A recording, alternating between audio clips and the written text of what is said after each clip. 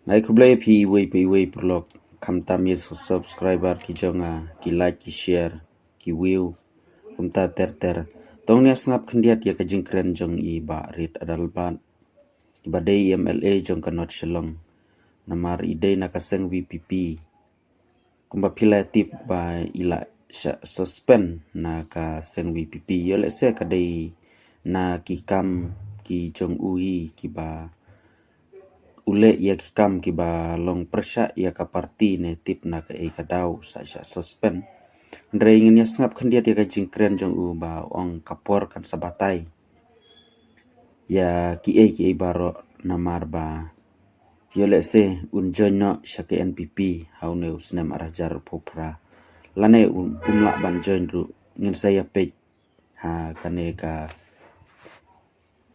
kubor ka bamta but Shano unlate but pila juyo ihi ya kiwei ru ki political party kidon hi kajing ya pa ya pra amdai tangka seng VPP ndrei kiwei ru kidon kajing yang pa ya pra hapdeng jongki yole se ki kwa ban ya kni ya kabor lane kwa ban ya kni ya kajing long bahalor kumta ter kidon bun kidaw hapdeng jongki namar ilayo kasi jungi umdon kata kam sim ke jingi teli drenga kerpat ya phi iwei I perlok kum ki pat ke briu nyu trem snobha tongin long ki baya teli ka wei la kino ki kam kenang ba karibat ke jaj penriu jungi kan kiu syaprang te tangkum ta kublai sibun kublai syajarngu tong nia sngap khendiat ya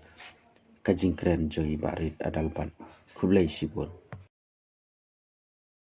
I feel like smiling, in fact, because this such a situation I had passing through at the time when our leader who had formed NAM, who respected Bapo Lindo, at that time when he abolished NAM, everyone expected me to join Congress or to join BJP, but the same as today. So let's time will decide everything, because I believe always in time. I mean all the time. As time is a great healer, time is correct to take any decision.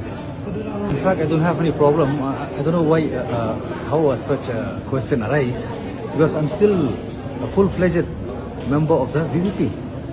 No, so now, in fact, 2 months away.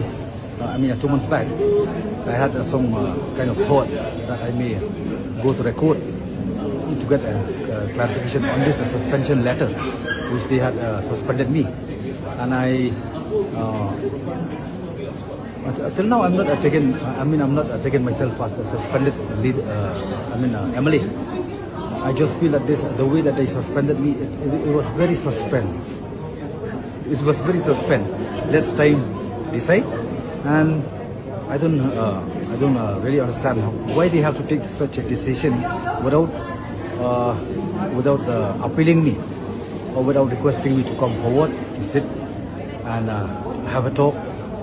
Why such a situation arises? So myself, I don't really accept this suspension, as the Honorable Speaker of the Assembly also had already spelled out that I'm still being as a full-fledged member of the VPP.